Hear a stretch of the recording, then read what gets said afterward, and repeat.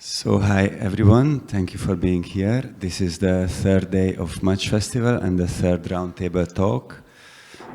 Today we are going to talk about multidisciplinarity in performing arts and other things also.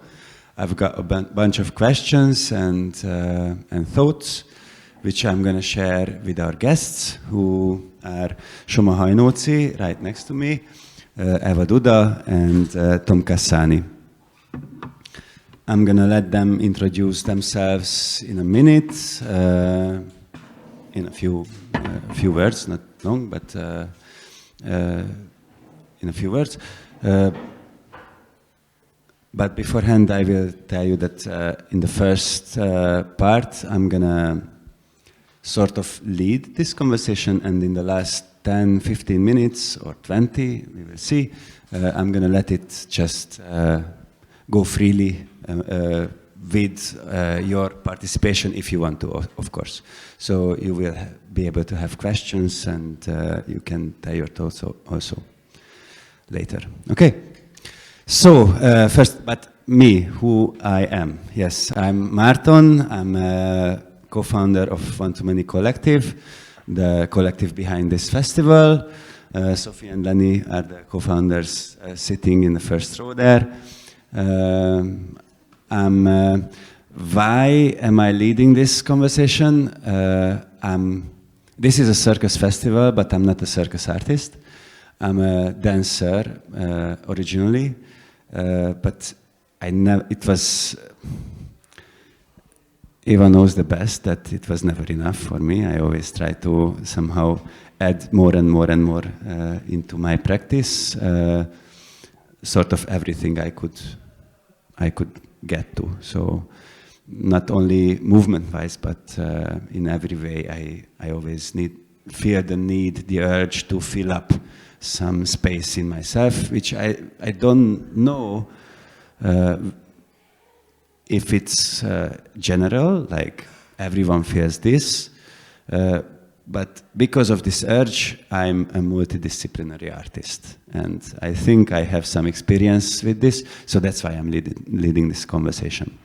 So, but you are way more interesting than me, so please introduce yourself in a few sentences, words, whatever.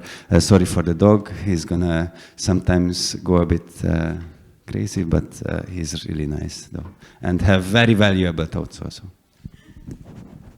Eva, please, yes. Hello everyone, my name is Eva Duda. I'm a choreographer and stage director. I'm not working in circus field, but I'm using some circus elements sometimes in my shows. I do a lot of different kind of things, and this word, this multidisciplinarity, is always, I always think of discipline, and after that, multidiscipline. No, nothing. Okay, anyway, so yes, I try to be disciplined on multi-levels. I cannot always do that, but I try. And yes, I have a dance company and named after me very creatively. It's Eva Duda Dance Company, and it's been 15 years now since we are working, and we are spreading always, I'm spreading, yes, trying to spread Eva. One more time. So I'm trying to do different things. I'm doing contemporary dance works. I'm doing things that are more popular, because I think it's very important to get dance, contemporary dance, and dance in general more popular, not just in Hungary, but also abroad. And also I started to do shows that are really big shows. And now I'm working on the movie Hair, at least exactly I'm working on the music of it, and we're doing a big concert. And there will be a lot of dancers and some singers and musicians also. So this is what I am in now. And sorry for my English, I don't know what's happening to me, but I will get into it. No problem, it's perfectly clear. Eva touched a very important question, which is going to be like a big part in this conversation. Is this the progression, the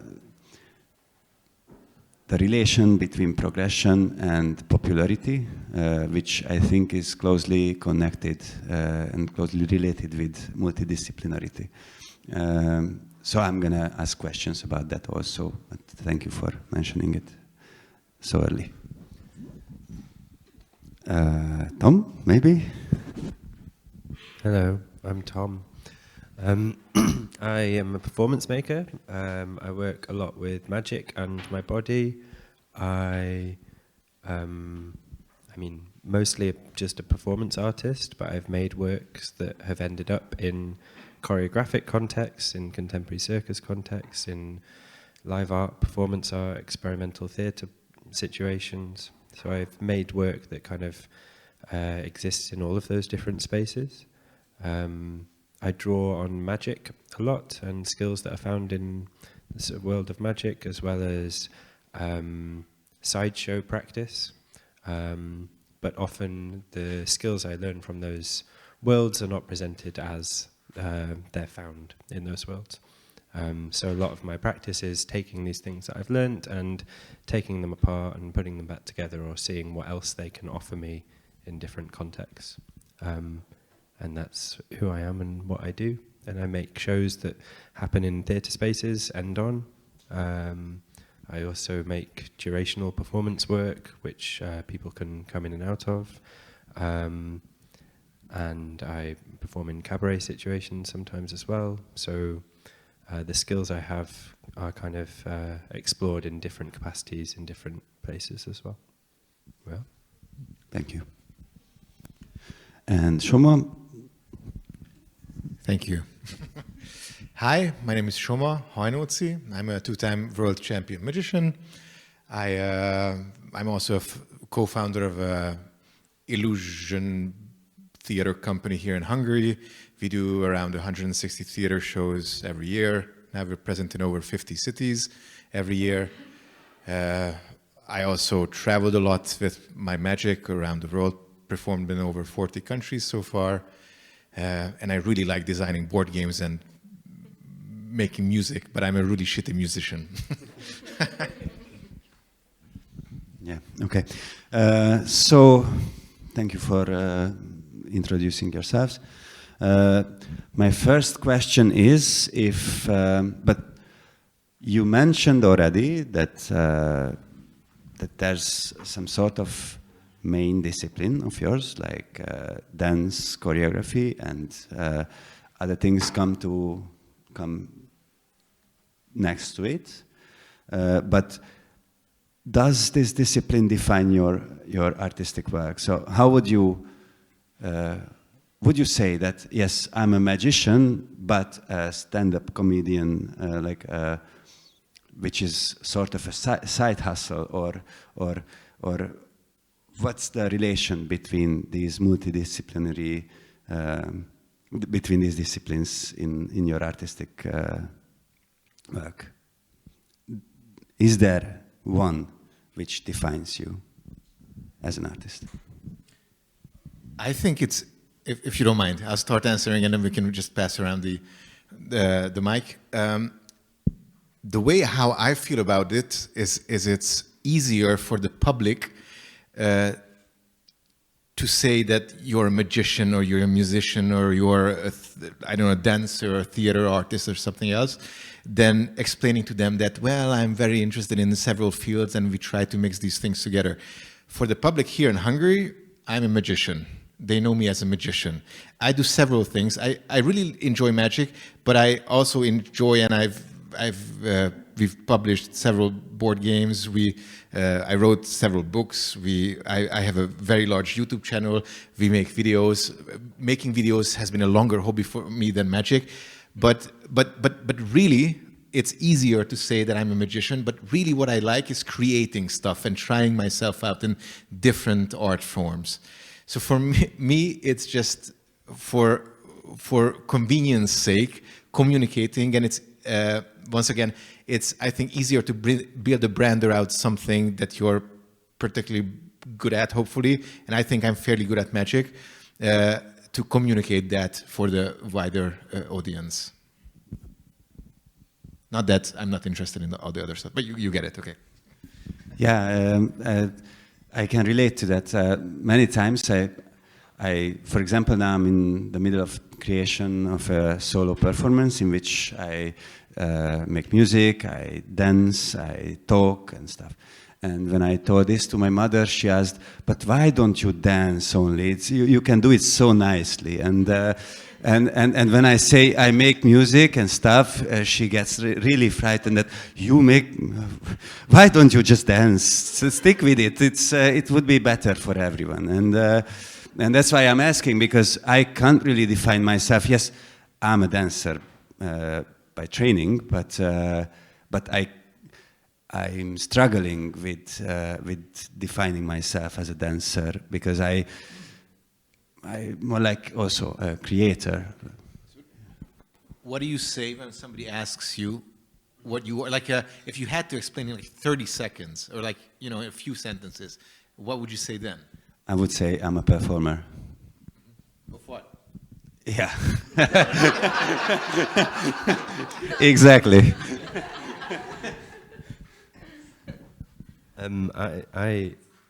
It's the same thing. I think this thing of like people tell me I'm a magician. In many ways, I don't think I am. I practice magic and I play with magic, but I don't frame myself, my character, or who I am on a stage as a magician. I'm often sort of somehow adjacent to that. But then it's fine for people to call me that because that's useful for them, and then you can place me somewhere. But I think for me, because I do so many different things, I do lots of sleight of hand, I also do sideshow skills. Like, my discipline is the learning of new stuff, right? My discipline is the deconstruction and exploration of a discipline. And that's my arts practice, is this thing where I learn stuff and then take it apart and see what else it can do. And for me, that's the through line of all of this stuff. And then off the edge of those things is some coin magic, some card magic, swallowing swords, hair hanging, and they are disciplines. They are disciplines which I have learned, but they don't define me. There's something connected to all of those things, which is the body and explorations of truth and authenticity and deception and things being real with your body, but then also being not real at the same time. And that's what connects all of that stuff. And that's my discipline, is that thing that's in between all of those things. So, but I can't say that when people say, "What do you do?" So I let you decide, or I the show sort of explains that itself, or I change depending on where I am. Here I'm doing object manipulation, contemporary circus. Somewhere else it's choreography. It's the same thing. It just sort of shifts and changes depending on the context. The language around it does, I guess. Yes, I would, if I have to say in 10 seconds who I am or what I'm interested in, then I say that I'm a choreographer and a stage director.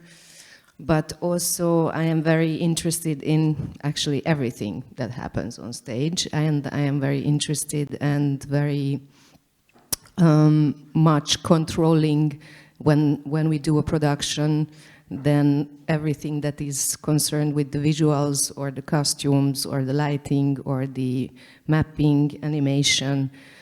So actually, as I work, for example, with a costume designer, I already give a concept, what I would like to see, and it's morely for them to change a little bit of what I'm saying or what I'm asking, and to go freely on that field, to go on. But I like to control every single thing that goes on stage. And yes, and I really like when we see different things on a contemporary dance show, that we see some circus stuff, we see some street dance stuff, we see different kind of styles, movement styles that really interests me, because I think theater is about surprising. If it's always about surprising each other in every moment, or or taking you to another, I don't know, state of mind, because we can do a very meditative piece also that is very minimal and only one thing is going on. That also can be interesting. Okay, I started to talk about something else, and yes, and what I also do is that I'm a company, I run a company, which is a totally different profession. Sometimes I feel very schizophrenic, how do you say that? So in the office I have to be very, it's a different state of mind, organizing, thinking ahead, thinking about social media, about marketing, about everything, about planning. And then I go into the rehearsing room, and it's so good to go in there, and so good to leave that brain outside and to go in and to have fun, because it's a playground, and that's why we do it. Leave the brain out and work with your heart in. Yeah. It's kind of funny how it really sucks that you have to do it, but this is how. I do the same thing, and I really don't like it, but you got to do it to enjoy the rest of it, because otherwise you're not going to be able to do the joyful part. Yes, but I wouldn't say it doesn't excite me, because it excites me when we start to plan something, I don't know, a few years ahead, and we start to think about, it's also creating. I know, and also when you talk about marketing, it's a creating, or sales, or where. So there's a lot of creation also in the office, but it's just a different state of mind. But doing the invoices and the contracts and having everything checked, it's... That part not so much, the paperwork not so much, But yeah, it's really nice when you go into the rehearsing room, and it's just like, oh God, yes, I want to be here more time. Yeah, that's why I try to develop a very artistic signature, because that makes signing contracts sort of an art form, which, sorry. Some of you know, but I will tell that in this conversation, I'm a bit biased, because I've been working with Eva for more than 10 years. And that's why I thought that she's going to be a really good partner in this conversation, because through that 10 years, I danced in 11 dance shows, I performed in 2 circus shows, I took part in musicals and stuff. So it's like, really, if you know her work, it's like it's full scale, and that's why I'm explaining myself now beforehand, because sometimes probably I'm gonna let myself say jokes which only the 2 of us understand. Sorry for that. If it's not funny, then it's not because we lack humor. It's because you don't know the background, and that's it. Okay, so okay. Second question. Sorry. I'm answering messages in the meantime. So. Is creation starting with the discipline or with the concept?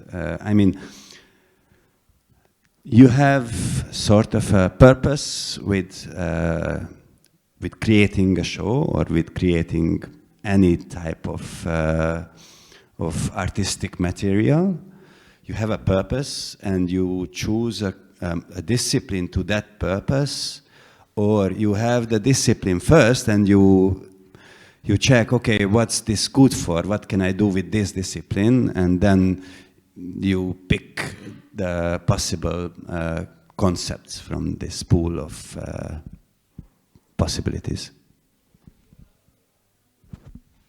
I have the theme always. I have what I'm interested in, that's first. And I pick everything to it, to grow that. Yes, but for me, it's always starts from what I want to say, what I want to talk about, what is that interests me.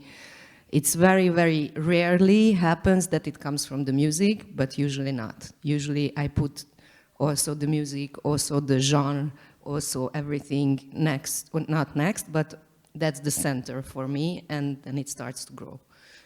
So that's how I, for example, how I. For me, it's the total opposite. Yeah. I think the thing that I'm learning how to do tells me what it's about.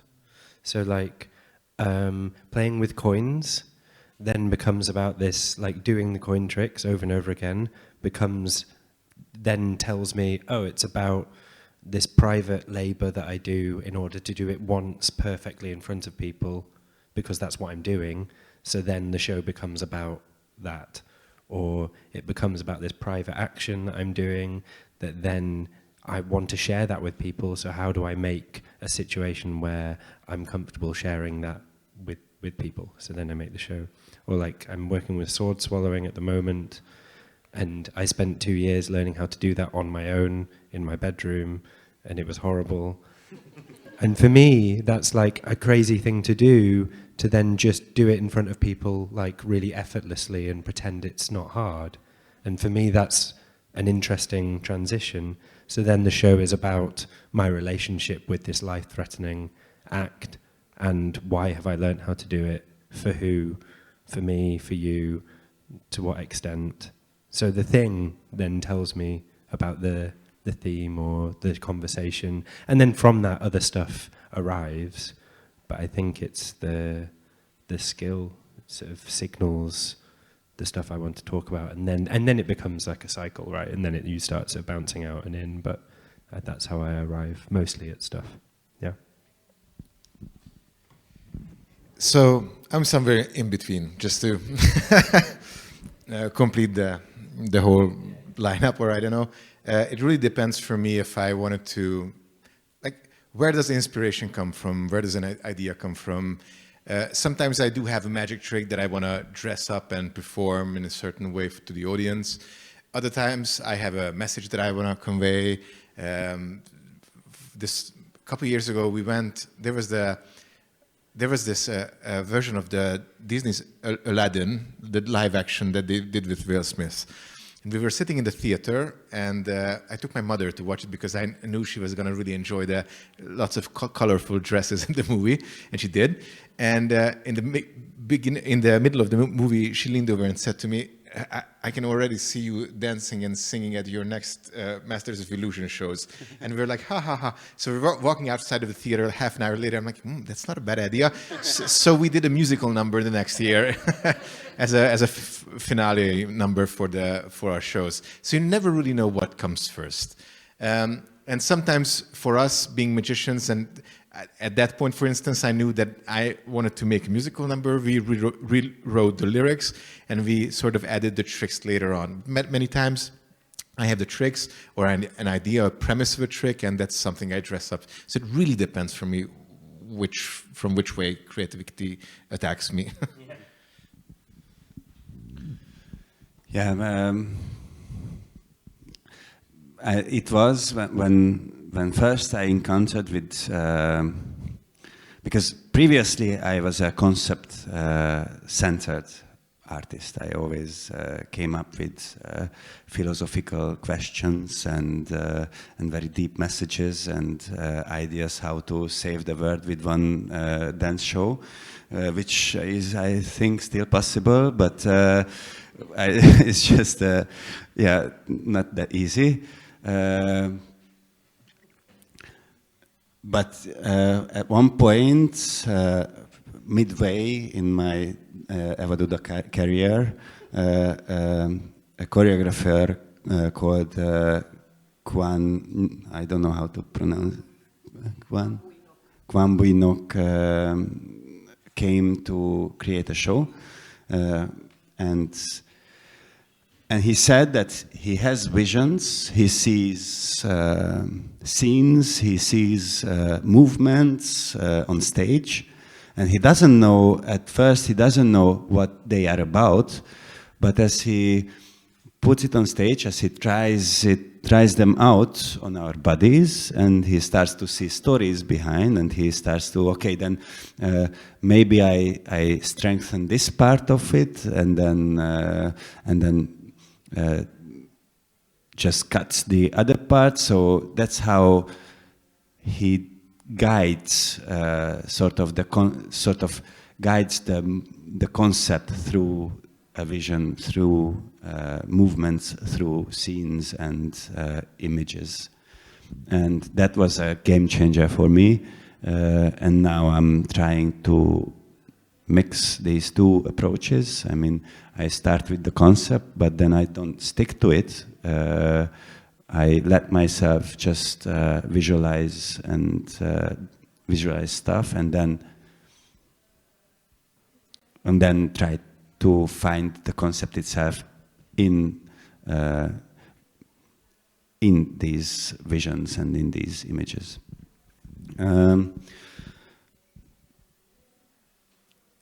I find this many times that I'm working with so many different disciplines. I find this sometimes really inspiring, full of possibilities, and sometimes limiting. Do you have an idea? Do you have an example? Can you tell an example when your openness, your multidisciplinary approach limited your creation, your capacity to create? And can you tell another example when it opened up new perspectives in your work?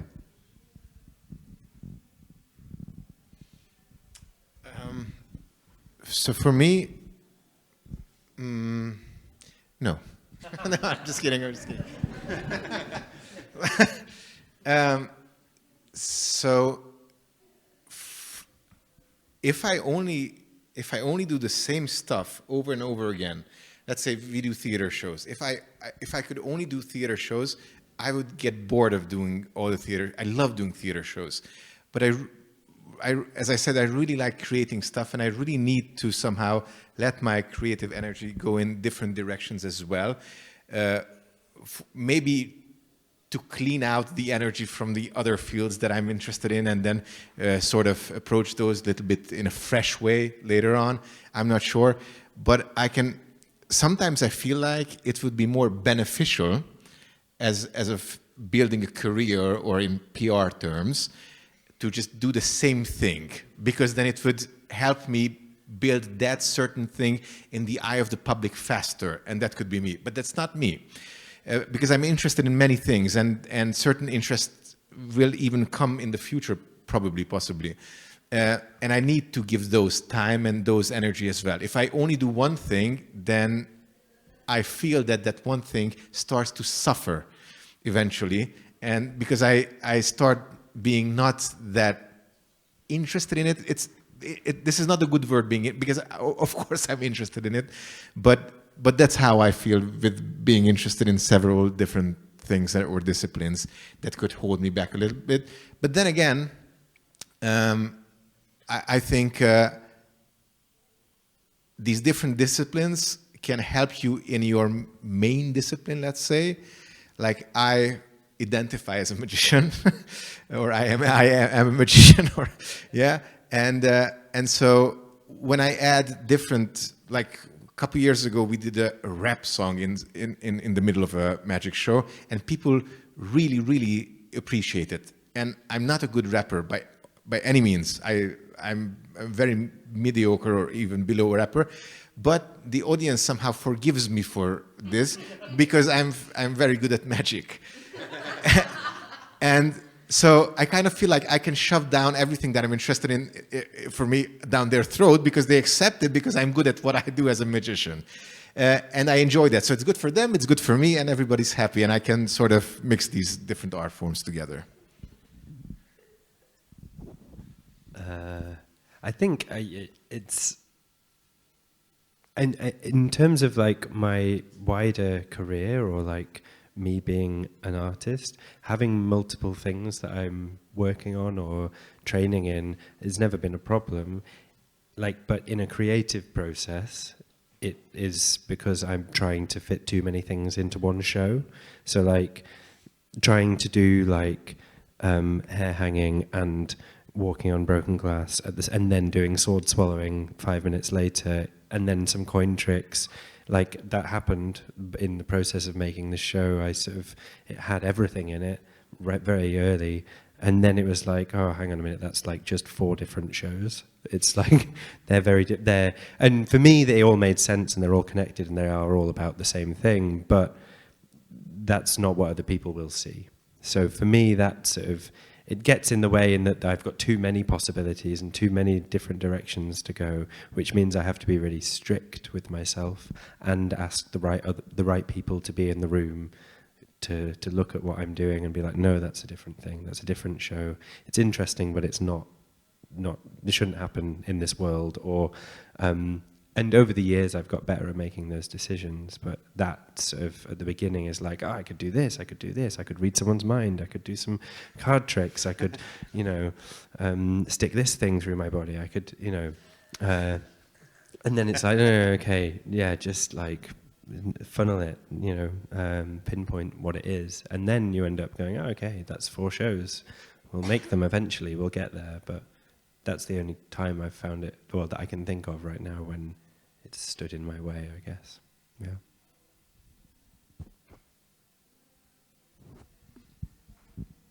You said so many good things. I don't know what to say now.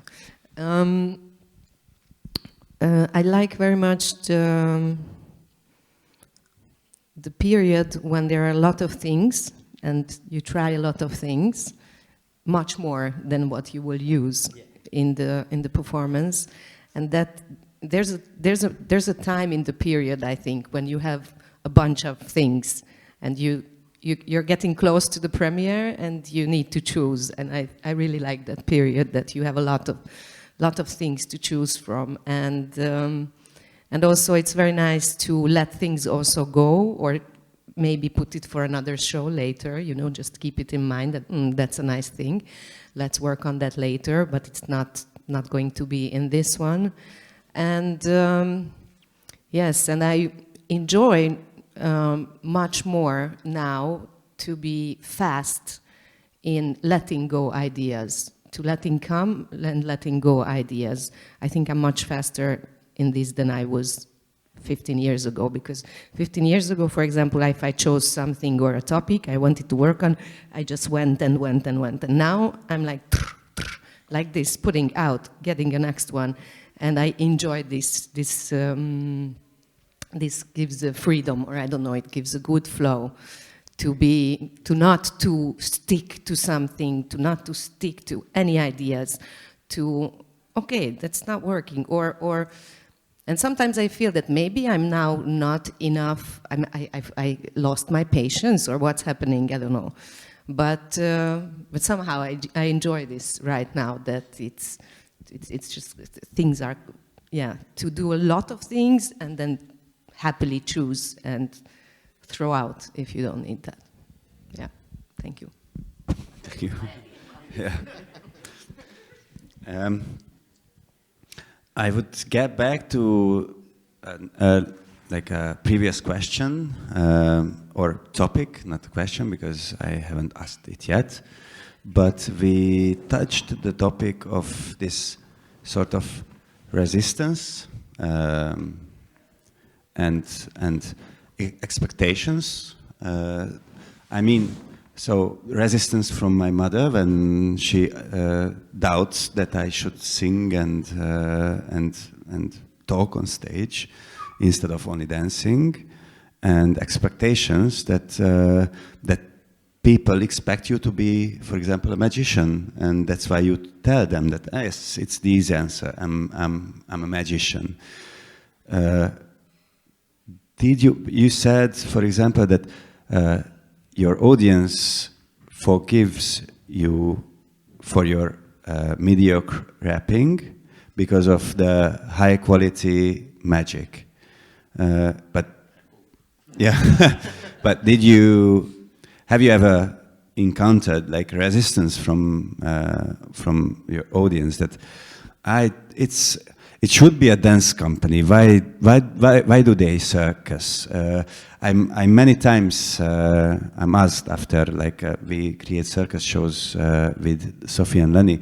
I'm not an acrobat, and sometimes I come off stage and acrobats, real acrobats, why do you do this? Like, you are a dancer. Come on, why do you do circus? Like, it's, let it, like, there's this sort of, not resistance, but yeah, resistance. So, have you ever encountered with this? And if yes, what did you do? How did you deal with it? I have, but only once. Well, not only once. Once that I know. And it was when people were expecting a magic show. Is when it wasn't what they were expecting. They came expecting a magic show, and I walked on broken glass, picked up the glass, turned it into sand, talked about miracles and pseudoscience and conspiracy theories, but used this sort of talked about walking on water and sort of walking on broken glass being a parallel to that, and this kind of I had this whole story, this narrative, and this kind of text, and it was really like performance art stuff, and they came. And it was just like a small bit in a show of a few different performances, and the other performers were also experimental magic works, and the audience were like, "What is this? This isn't this." I mean, there was magic, like there was magic tricks, but it wasn't a magic show, and it was like, ah, okay, and then if I did the same piece of work in like experimental theatre festival, everyone's like, wow. Walking on broken glass, you know. For me, it's about the context, and it's about the framing of the thing that you're doing, and expectations. And for me, it's really important to navigate what it is that people come to the room with, expecting me to do, and how to steer that in order to mitigate this challenge or sort of disappointment.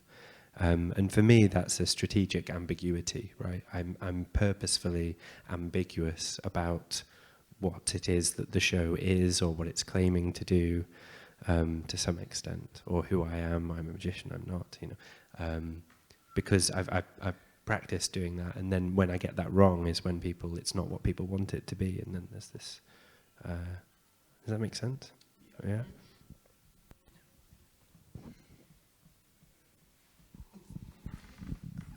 Well, thank you. Okay, so you guys know the band AC/DC, right? Yeah. Yes. AC/DC have been putting out the same music since forever, and all the you could just swap any two tracks on any two albums, it would fit, and I don't think that's a problem, and it's great for them that they can do things this way, because it's easier in a way. And I'm not saying it's worse or it's artistically less. They enjoy it, and their audience enjoys it. I think it's very hard to reform the audience's ideas of what you do as an artist. That's a difficult thing. So when we want to do something different on stage or off stage, or release a different type of product or whatever, if it's something that they don't expect from you, then it's much more difficult. It's much more challenging to convince them that it's something that will be good and it's also part of you. And it's sort of you have to explain it more in a way, which sucks, because I don't know you guys, but I'm guessing it's sort of the same. So for me, when I do something different, then it also comes from me. It's a part of my soul. It's part of what I created. And I kind of many times have a feeling, if they like me, they will understand it comes from me, but they don't. And it's not their job to understand. And I think when you want to create in different disciplines, let's say, if you're a musician and you want to write a book, or if you're an actor and you want to start a cook show, or I don't know, then people will be surprised. And it takes much more effort to not just convince them, but to make them understand that why this is good and why this is the part of who you are. I think this is for me anyways, this is the more difficult part. Like, I know I've worked with so many great magicians all around the world who do their one act, and they've been doing it for 30 years, and they will do it for another 20, and then they will retire. And in a way, I envy them, and it's not a problem. We've just worked. So 2 weeks ago, we had our theater shows here in Budapest, and we had a fantastic chord manipulator. I think one of the best in the world from Korea. He's been doing his act since 2005. Sorry, the same act, and it's brilliant. It's amazing, but he doesn't want to do anything else, which is fine. We also had another great act from Finland, manipulating birds and making doves appear, and a big parrot at the end, and the parrot threw completely around the theater twice before coming back and landing on the shoulder of the guy, which you cannot do if you do any, like a gazillion other things. But this guy is great at this one thing, which is not a problem at all. But if you want to start doing other things, it becomes much more difficult, I think, to make your audience understand and accept that you want to show them other and different things. I can absolutely relate to this because I always try to go into different directions, and because of this, it's very hard how you brand yourself, or how you articulate what you're doing.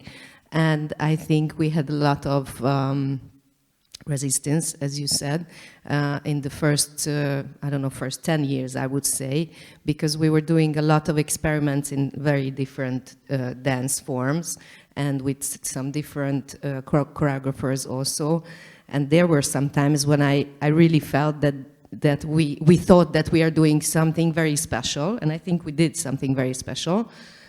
But for example, there were some performances which would work right now, but it didn't work 10 years ago. And for example, Lionel Roche piece, you remember. So that one, it was just, he's a French choreographer, and I think what he did was very interesting, and on some parts very surreal, and it was very beautiful piece. And audience was not interested at all, and they thought that we are stupid and crazy, and why are we doing this, and this is not what they are interested in, which is really hard to deal with, because if you feel that something is precious, or you think that it has a quality, but the audience is not interested in it, then it's not so good. You get really in a strange situation in that time. And sometimes when a work comes out, then you feel it's nice, but not something very big, or for you it's not the highest, and then they go crazy, and you're like, okay, let's do this too. So it's interesting, I think. But I think you can really feel the audience all the time, and it's also interesting what you said, that it's really important where you do it, and to whom you are doing it, and in what kind of context. And is it a festival? Is it a small city? Is it?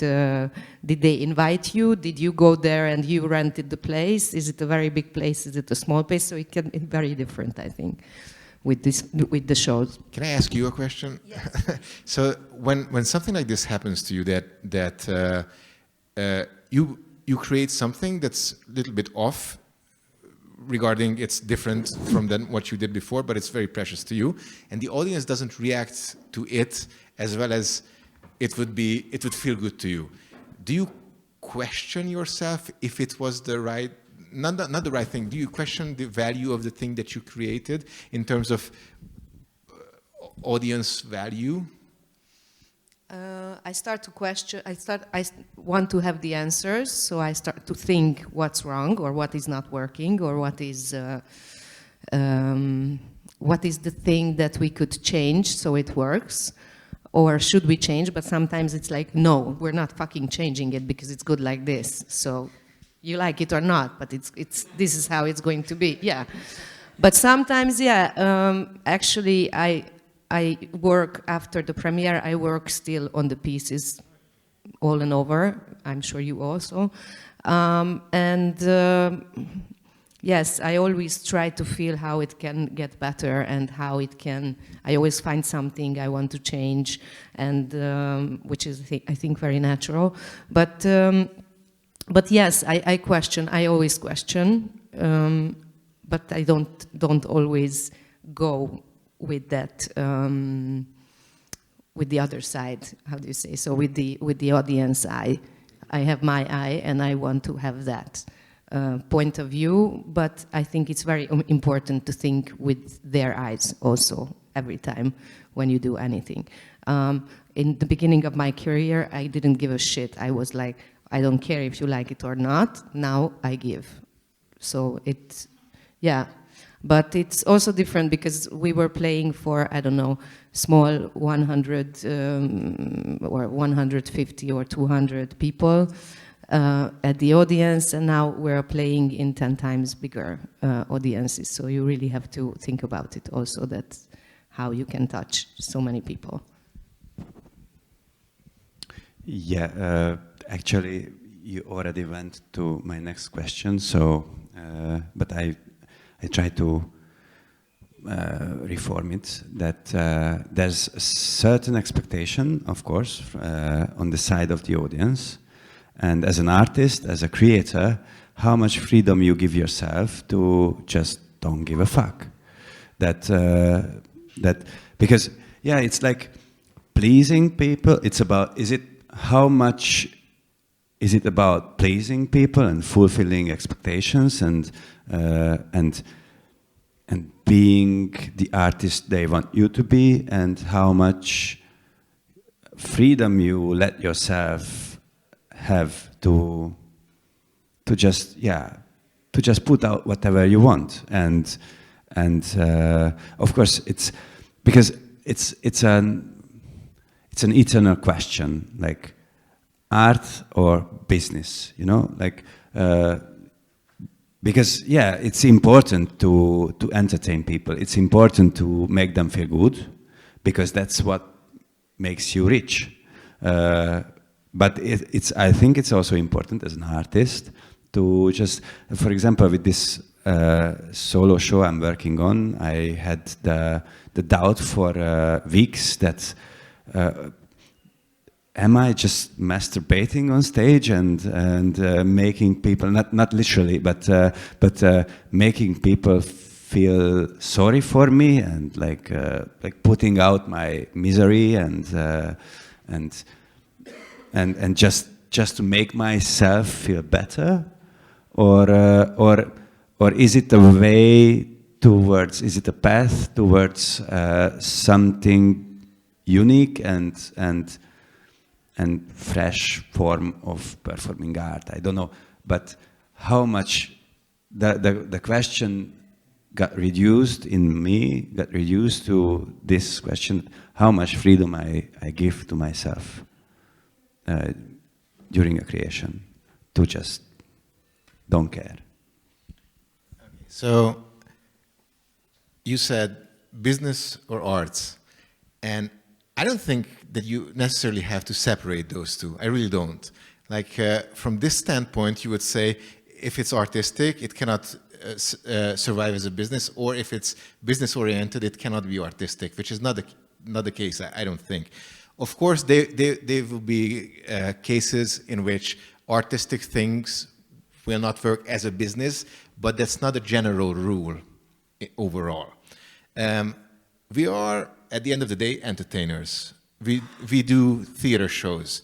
Our shows, to be able to work, there has to be an audience.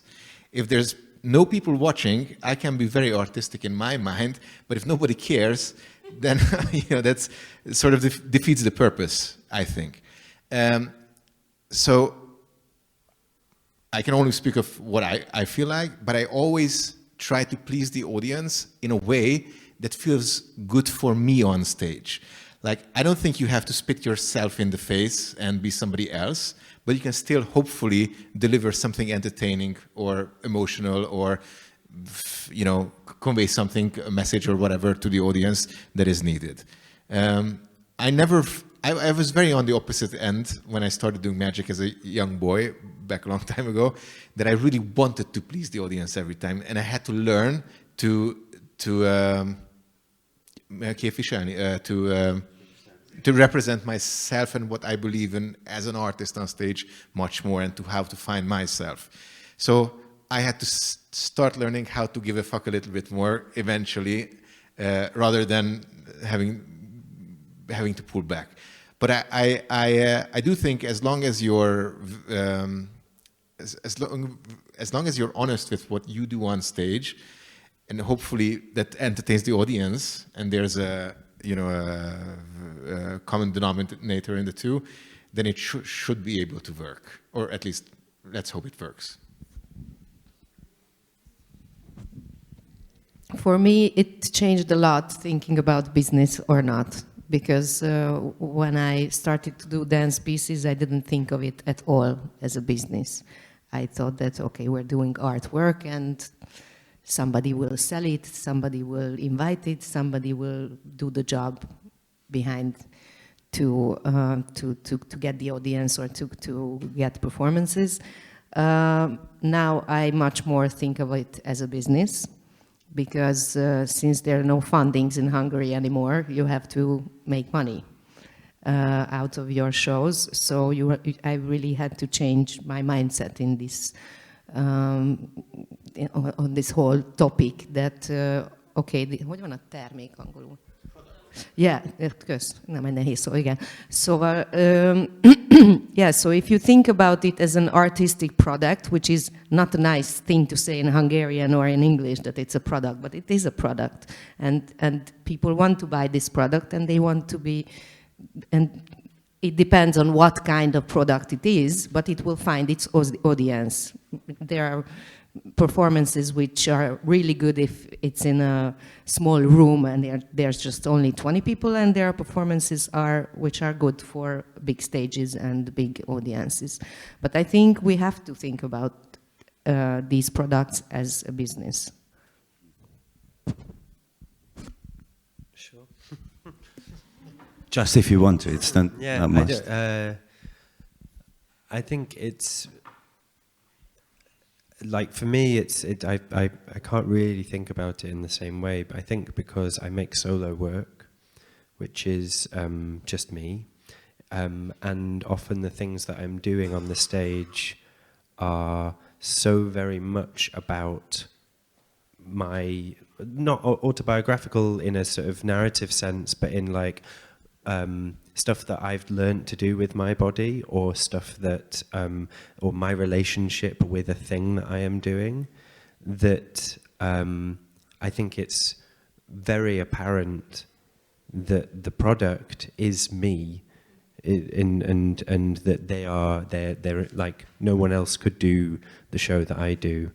And that's not to say that I don't think that's the case with your work either. I'm just thinking about myself, but like, it's immediately apparent that I am in like tied into this show inextricably. So I don't know, for me there's a kind of and like I'm doing all of this stuff when I'm at home anyway as well, like in private. I'm doing all of these things. Yeah, same. Yeah, exactly. So I think, so in some ways it's like this is an outcome of an ongoing thing. I don't really know where this point is going, but like in the kind of business sense and the product sense, and in that way, it's kind of it's really hard for me to separate the two because of my relationship with the stuff that I'm sharing with people. But even though that it's you, though that it's part of you, and it's something that interests you, and it's part of the messages that you think and the ideas that you think, you still try to put the show, so the show you put on stage, you still try to make it entertaining for the audience. Sure, yeah, I shape a certain output of it. I make it entertaining for the audience, but I also make it about the dialogue between me and you. So the show last night and most of my work is very much acknowledges in the show the exchange that I'm having with an audience in that moment. So in some ways there is an acknowledgement of the audience's presence and contribution and complicity in this event. And in my shows, I often try to kind of talk about that. And I mean, you saw that happen yesterday. But Yeah, so it's entertaining, but I think there's also for me a kind of the contract of audience come, they buy a ticket, they come to see me. There's something about the world of my shows which needs to, in order to make me feel excited and be interested in being on the stage, is about acknowledging that exchange and kind of bringing us both into a dialogue about that, maybe. Yeah, there's something about that, I think, perhaps. In this show, maybe. Yeah, we are getting there. What do you think? Is it easier to get funding or selling a show with magic, rapping, music, dancing, or is it easier to sell and fund a magic show? Which at the end maybe contains different disciplines in reality, but when you apply for funding or when you try to sell tickets, which is the easier path? I've never applied for funding to make a magic show, ever. How about the rap show? We'll talk. No, but like I'm magic and even circus. Often I steer clear when I'm applying for funding. I change what it is depending on where I'm applying, and I will use magic when I think it's worth using, and I will not mention it when I think it's distracting. In order to get residencies or to get, I mean, the show will be the same and what I do will be the same, but if I think that the place, if I think that the place that is going to give me the time and the money to make the show is really deeply choreographic, interested in body-based somatic practice, I will be like, right, we're talking that language. We're going to talk about that. I'm going to talk about the internal hidden choreography of sword swallowing. I'm going to talk about these private labor. I'm going to talk about kind of inside-outside dichotomy, all of that. And then when I get it, I'll do sword swallowing and I'll make a magic show. But it won't be a magic show. But like for me, that's knowing not just your audience, but it's knowing the people who are going to bring the audience to your show as well, right?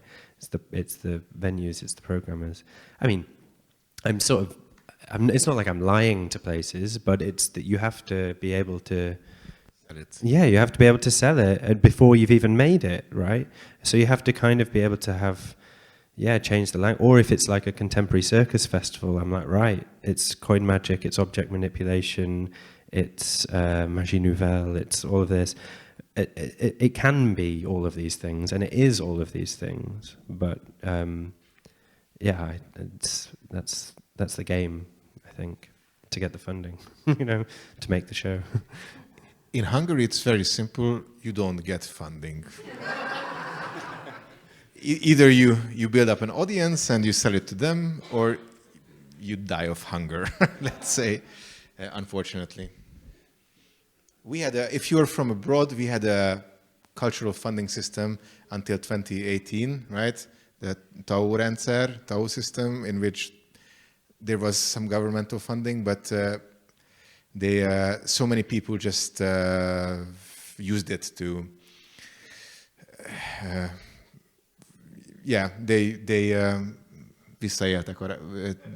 they abused the system.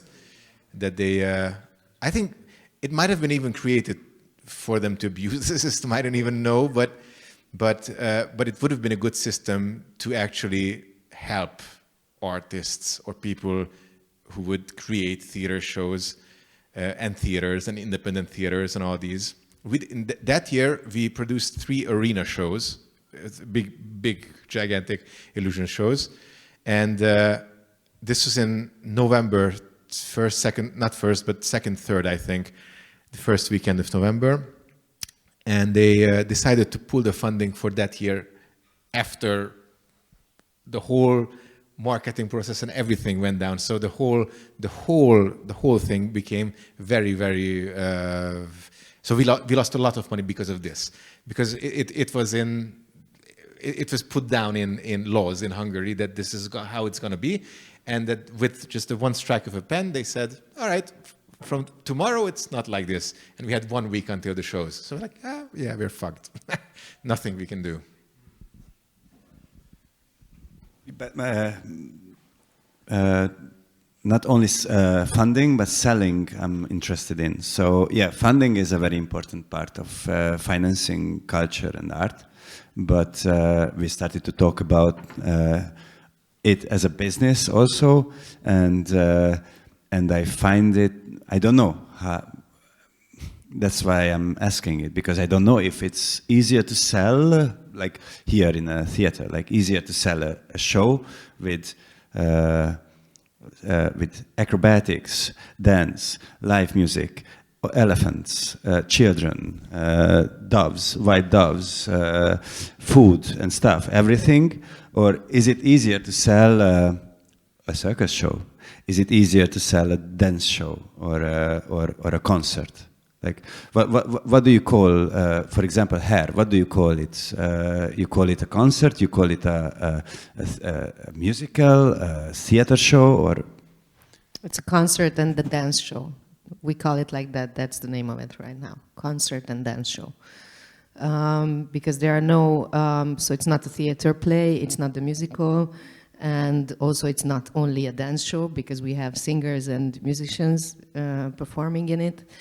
So I think it doesn't matter, and I think there's no easier or harder, but it has to have a character. And if you can articulate the character of the show, then you can find the people you want to attract to your performance. So it can be a dance piece, it can be anything, but it has to have some kind of character, and you have to tell it in words what is the character of the performance, I think. And that's sometimes very hard, I think, to find it, because sometimes you just cannot say it in words what you're doing on stage.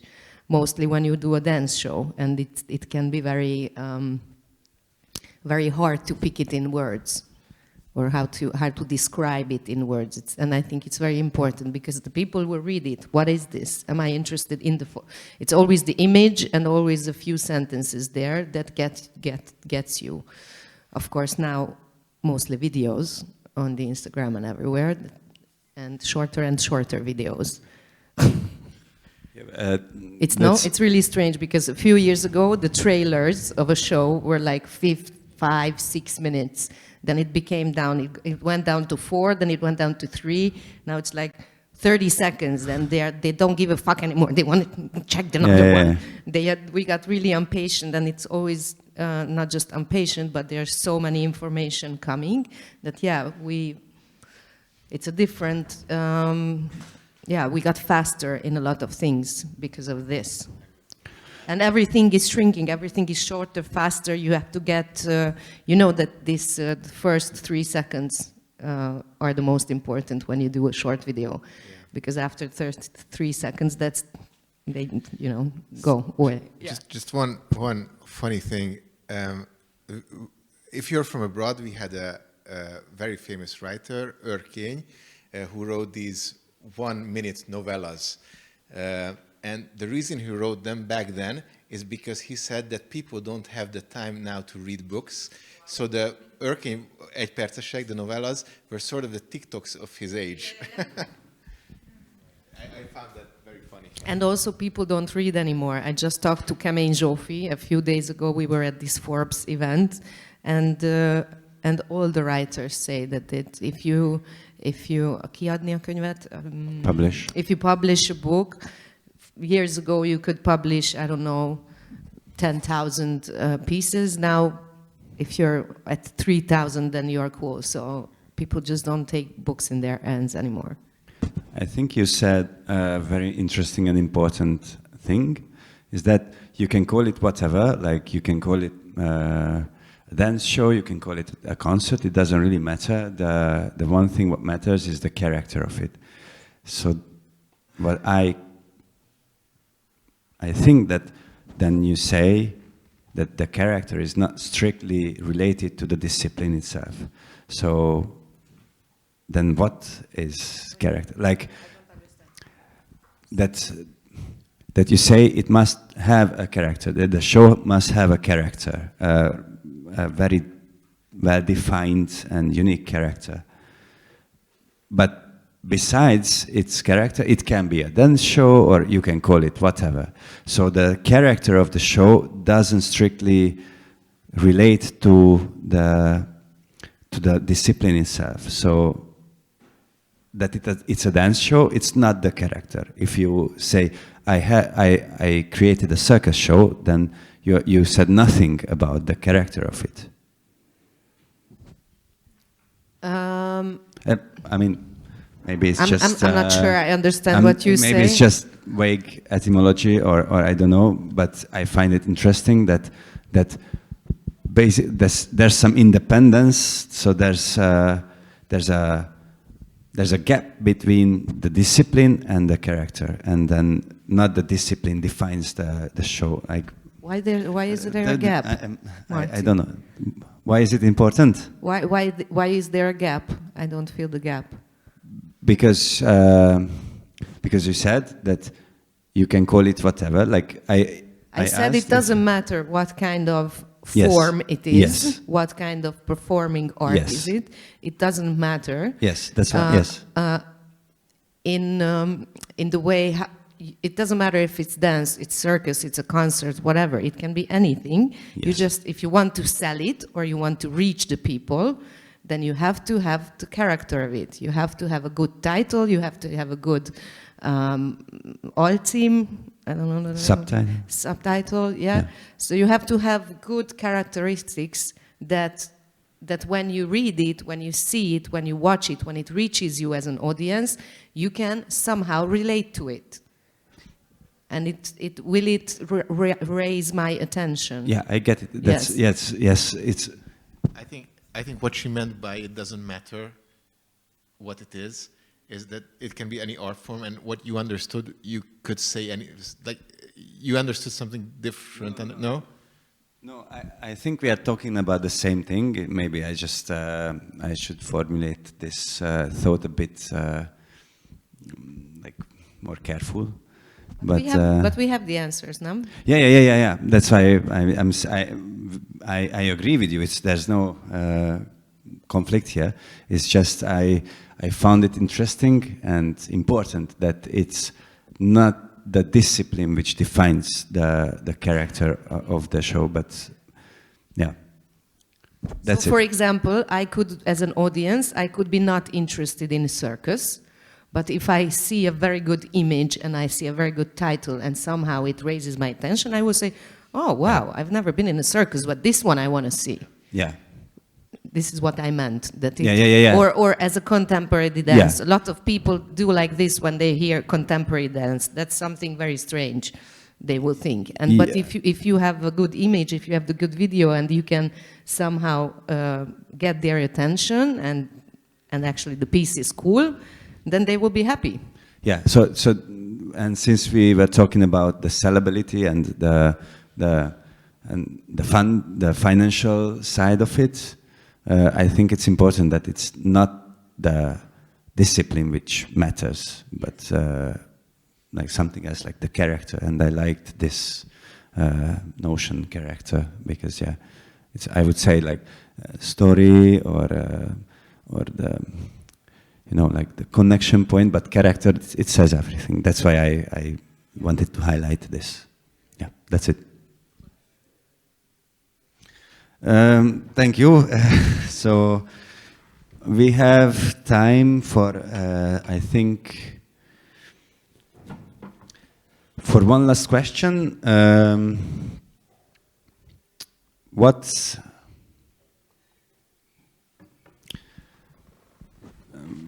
Until Marty thinks, do you have any questions? Thanks. Thanks for saving me. Yeah. But I'm hesitating because that's what I was hustling between these two thoughts. That should I ask this or should I ask you if you have any questions? But you solved this problem for me. Thank you. So, do you have any questions? Would you like to add anything to this topic? just if yes, just raise your hand. We give you a mic, and They are you can satisfied. speak up freely. No questions. I have a question. It's about. Oh, thank you. So it's about multidisciplinarity and artist education, because what do you think about how, I don't know, like artistic universities approached this topic of multidisciplinarity? Because maybe before they didn't really encourage, but I think now, like, younger emerging artists are really moving towards this multidisciplinary form. Or how, in your experience, how was it when you went to, if you went to artistic educational systems, and did they encourage it? Is it something that changed over time? Or how do you see this evolving? Yeah. I think it changed a lot. So now I am also, as a director, I very much appreciate it if somebody comes as a dancer, but he or she can sing also, or play on any kind of instrument, or has some circus skills or acrobatic skills. I'm very happy for it, because, yeah, but for some directors I don't think it's very important, or for some creators it's not essential, but yeah, the world is going that way, that the more skills you have, the more freely you move in different kind of forms, then I very much appreciate it. When I went to school here, it was not an aim at all. And I think there should be much more openness in the education here in Hungary to develop this. Yeah. When I went to school, I studied economics and finances, and they really didn't support multidisciplinary artistic forms. Why not? We had this deficit. We don't have deficit anymore.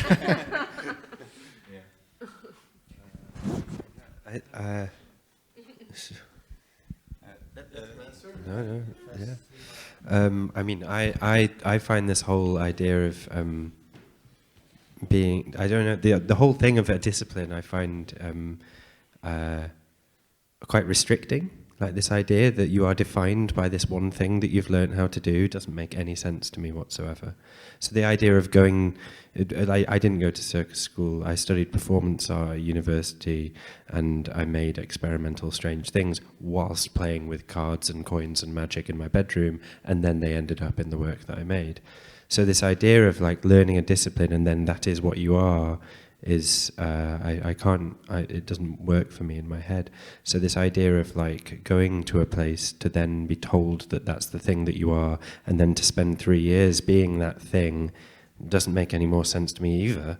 So the idea of doing multiple disciplines in an educational context is, like, for me, the only way you should do things. You should be learning how to be on a stage and understand how to address an audience at the same time as having an idea about how the lights and the sound work, at the same time as understanding about dramaturgy, at the same time as understanding how your voice works. Like, we should. I think it's good for everyone to be doing all of those things all at the same time. And then maybe you arrive at the one which is, okay, this defines me a bit more than the other things. So in my head, it should start the complete opposite way. But that's just sort of the way I've entered this world. Yeah. So, a funny story that magic isn't taught in any university, of course, and such things. There was one exception. There used to be a magic university or a magic képzés, magic like education program, which was a 3-year program in South Korea. South Korea produced some of the best sleight of hand magicians in the past 20 years. We have world championships every 3 years. There were some world championships that in sleight of hand magic, all top 3 were South Koreans. Really excellent ones. And on this university education program, they learned on stage, off stage, lighting, music, movement, speaking, etc., etc., etc. And they ended up producing so many good Korean magicians. And the backside of this was that Korea wasn't ready for that many good magicians. So there were this loads of magicians in Korea who didn't have anything to do. They didn't have jobs or works. They couldn't make money because there were just too many of them. So it was weird that somebody had this idea and they made this program happen, and it sort of backfired just because of the supply and demand didn't meet afterwards, which is a shame, really. So Korea became the exporters of magicians. Yeah, my question connects to multidisciplinary. When a show is produced with a little bit of everything, a little bit of dance, a little bit of circus, a little bit musical, a little bit of magic, a little bit of whatever, isn't there maybe a danger that it loses its identity? I think it has to have one major, it can be very colorful, but it has to be one major thing. It can, yeah, I think that helps because there has to be a main path that you're going on, and you can go to the sides a lot of times and use a lot of things to richen the whole thing, but you have to have a main path, I think. I agree. This is my opinion, my private opinion, because then, again, the character of, we're going back to the same question, that I have to relate somehow to that performance, and I have to understand which is the leading, the leading path, the dance, or is it the music, or is it can be all, but there needs to be one which is a little bit stronger than the others. Thank you. Does anybody else have questions? I'll be happy to deliver the mic. Okay. So, yeah. Thanks.